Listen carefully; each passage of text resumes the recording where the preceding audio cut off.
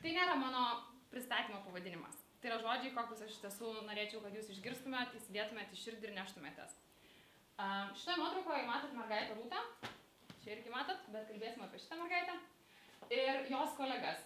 Fone matot Lietuvos Respublikos vyriausybę. Valdas šiandien minėjo apie tai, kad Lietuvai, kaip ir bet kuriai kitai šaliai, reikia to judėjimo pirmyn ir atgal, kad tas vanduo neužsistovėtų ir nepradėtų ar net ten smirti.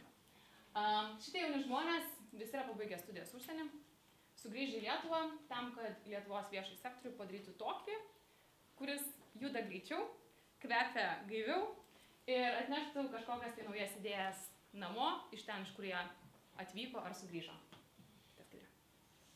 Čia tą gali perimti, nes iš tiesų nelabai įdomu. Nes pagalvojau, kad vis tiek visą tai paminėsim.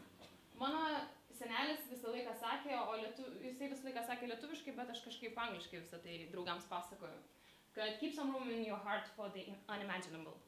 Ir iš tiesų mano visas gyvenimas, nuo tada, kai aš pabaigiau mokyklą, buvo maždaug toks. Kai aš baiginėjau mokyklą ir iš tiesų